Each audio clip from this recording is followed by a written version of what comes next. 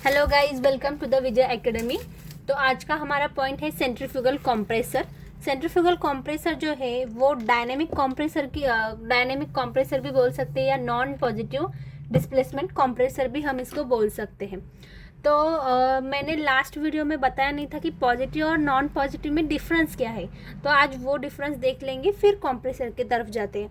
तो पहला है नॉन पॉजिटिव डिस्प्लेसमेंट कंप्रेसर। ये क्या होता है, इसमें हमारी जो एयर है वो एक्सेलरेट होती है और फिर उसके बाद हमारा प्रेशर बढ़ता है। पर पॉजिटिव डिस्प्लेसमेंट में क्या होता है, पॉजिटिव डिस्प्लेसमेंट में हमारी एयर जो है वो एयर ट्रैप्ड हो जाती है और फिर उसके बाद प्रेशर बढ़ता है और वॉल्यूम डिक्रीज होता है।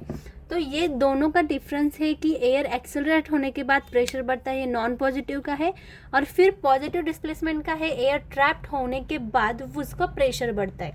ये दो डिफरेंस है इन दोनों डिस्प्लेसमेंट में।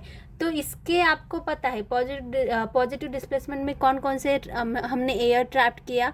तो सबसे पहला था हमारा स्क्रू कॉम्प्रेसर, उसके बाद आता है लोब कॉम्प्रेसर। इन कॉम्प्रेसर में हमने एयर ट्रैप्ड किया था, इसलिए हम उसको पॉजिटिव कहेंगे। पर इसमें अभी सेंट्रीफ्यूगल कॉम्प्रेसर में क्या होगा, हमारी जो एयर है वो हम एक्सेलरेट करेंगे, उसके स्पीड से हम उसकी जो है वो प्रेशर इंक्रीज करेंगे। ये डिफरेंस है।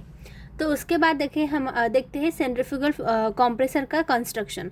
तो इसमें जनरली थोड़े ही पार्ट है जो आपको एग्जाम में याद रखने हैं। सबसे पहला आता है आउटलेट, फिर वॉल्यूट केसिंग, वैंस, जो कर्व शेप है उसको हम कहेंगे वैंस। उसके बाद आता है डिफ्यूज़र, फिर इनलेट और इम्पेलर। तो सबसे पहले सेंटर का जो पार्ट है वो सेंटर का पार्ट होगा हमारा इनलेट, जहाँ से हवा अंदर जाएगी। ये हो गया इनलेट का काम। उसके बाद का पार्ट आता है हमारा इम्पेलर। तो इम्पेलर किसके लिए यूज़ करेंगे, ये मोस्ट इम्पॉर्टेंट पार्ट है सेंट्रीफ्यूगल कंप्रेसर का। तो इम्पेलर में क्या होगा, जो एयर है वो हाई स्पीड में घूमेगी इम्पेलर में। क्यों घूमेगी, क्योंकि इम्पेलर का जो शेप होता है वो पंखे जैसा होता है, तो वो रोटेट होता है, इसलिए इम्पेलर से हमारी एयर की स्पीड बढ़ेगी। फिर उसके बाद क्या होगा, जो हमारी हवा है वो बाहर की ओर फेंकी जाएगी। फिर उसके बाद आता है हमारे वैंस। तो वैंस इम्पेलर पर लगे कर्व ब्लेड है, तो इसका हम कहेंगे वैंस, उसका और हवा को स्पीड देते हैं। फिर उसके बाद आता है डिफ्यूज़र। ये जो पार्ट है हमारा इम्पेलर के बाद का पार्ट वो है डिफ्यूज़र। तो डिफ्यूज़र में क्या होगा, जो इम्पेलर के बाहर, वो इम्पेलर के बाहर लगा होता है और वो जो है वो हवा की स्पीड कम करके प्रेशर को इंक्रीज करेगा। इम्पेलर क्या करेगा, हवा को स्पीड देगा, और डिफ्यूज़र क्या करेगा, हवा की स्पीड कम करके प्रेशर को इंक्रीज करेगा। ये होता है हमारा डिफ्यूज़र। फिर उसके बाद की जो उसके बाद का जो है उसको हम कहेंगे वॉल्यूट केसिंग। वॉल्यूट केसिंग ये स्पाइरल केसिंग है और वो सबसे लास्ट का पार्ट है हमारे सेंट्रीफ्यूगल कंप्रेसर का, और उससे जो हवा है वो हमारी स्मूथली आउटलेट की तरफ जाएगी। ये हो गया हमारा कंस्ट्रक्शन। फिर उसके बाद आता है working principle, most important. Centrifugal compressor में आपको वर्किंग प्रिंसिपल याद रखना है। तो वर्किंग प्रिंसिपल क्या है, ये सेंट्रीफ्यूगल फोर्स के ऊपर काम करता है। ये सिंपल वर्किंग प्रिंसिपल है इसका। फिर उसके बाद आता है हमारा वर्किंग। तो वर्किंग क्या है, सिंपली एटमॉस्फेयर, जब हमारा कंप्रेसर स्टार्ट होगा तो एटमॉस्फेरिक एयर जो है वो इनलेट से अंदर जाएंगी, कंप्रेसर के अंदर से आएगी वो इनलेट से। फिर क्या होगा, वो इम्पेलर के सेंटर में है, राइट, हमारा इनलेट, तो वो हवा इम्पेलर में जाएगी। तो इम्पेलर में जाने के बाद क्या होगा, इम्पेलर हमें मालूम है वो स्पीड बढ़ाता है, हवा की स्पीड को बढ़ाता है, यानी एयर की स्पीड को वो बढ़ाता है। तो इससे क्या होगा, हमारी एयर की स्पीड बढ़ जाएगी, और स्पीड बढ़ने के बाद क्या होगा, प्रेशर यहाँ पे कम नहीं होता। ठीक है, हमारा जो प्रेशर है वो यहाँ पे कम नहीं होता, यहाँ इम्पेलर में सिर्फ हमारा स्पीड इंक्रीज होता है, तो हवा एयर को जो है वो स्पीड देता है। फिर उसके बाद आता है हमारा डिफ्यूज़र। तो डिफ्यूज़र में क्या होगा, जो हवा है वो डिफ्यूज़र में जाएगी, यहाँ पे क्या होगा, स्पीड कम हो जाएगा, प्रेशर इंक्रीज हो जाएगा। फिर डिफ्यूज़र के बाद जब प्रेशर इंक्रीज होगा तो हमारे यहीं पे काम खत्म हो जाता है। हमें क्या चाहिए, हाई प्रेशर एयर चाहिए। डिफ्यूज़र वही काम कर रहा है, डिफ्यूज़र हमारी एयर की स्पीड जो है वो कम करके प्रेशर की स्पीड प्रेशर इंक्रीज कर रहा है। तो सिंपल हमारा काम यहीं पर ख़त्म होता है और फिर ये जो एयर है वो ट्रैप एयर वो यहाँ से आउटलेट की ओर चली जाएगी। तो सिंपली हमारे आउटलेट में क्या रहेगा, हाई प्रेशर एयर, सिंपली इसमें ये रहेगा। ख़त्म हो गया हमारा, यही है सेंट्रीफ्यूगल कंप्रेसर।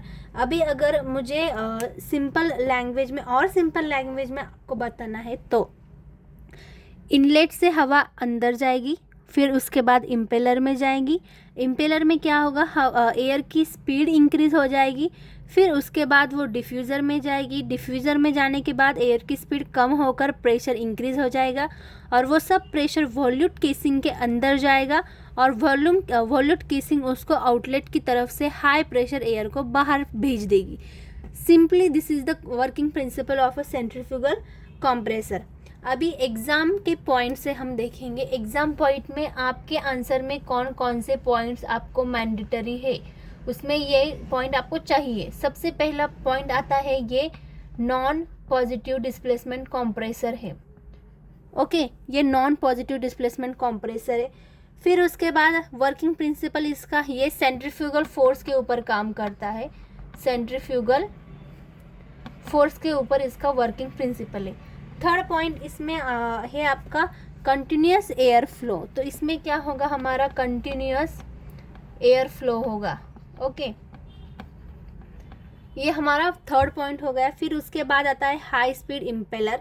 इम्पेलर की जो स्पीड है वो हाई होती है, मीन्स एयर की स्पीड हाई करता है। सिंपली आपको इम्पेलर इसमें यूज़ करना है इसके एग्ज़ाम पॉइंट में। ओके, फिर उसके बाद इसके एडवांटेजेस डिसएडवांटेजेस आप देख लेना सेंट्रीफ्यूगल के, और जो मेन होता है वो एप्लीकेशंस। ओके, एप्लीकेशंस में क्या होगा, तो सबसे पहला एप्लीकेशन होगा गैस टरबाइन। तो ये यूज़ होगा गैस टरबाइन में। फिर उसके बाद ये यूज़ होगा पावर प्लांट में। ठीक है, ये हमारे एग्ज़ाम पॉइंट आपको ये 4 पॉइंट एग्ज़ाम में लिखने हैं तो है आपको फुल मार्क्स मिलेंगे। जनरली सेंट्रीफ्यूगल कंप्रेसर 6 मार्क्स या 6 to 8 मार्क्स के लिए पूछा जाता है। 6 to 8 मार्क में क्या पूछेंगे, सबसे पहले सेंट्रीफ्यूगल कंप्रेसर क्या होता है, फिर उसके बाद डायग्राम, फिर उसके बाद आता है वर्किंग प्रिंसिपल, कंस्ट्रक्शन भी कभी कभी पूछ लेते हैं, फिर उसके बाद एडवांटेजेस डिसएडवांटेजेस, एप्लीकेशन मोस्टली पूछते हैं एडवांटेजेस और डिसएडवांटेज के अलावा। तो आपको ये सब पॉइंट याद रखने हैं और 6 to 8 मार्क गेन करने हैं एग्ज़ाम में। This is our centrifugal compressor. अगर वीडियो पसंद आया होगा तो लाइक, शेयर और सब्सक्राइब कर दीजिए।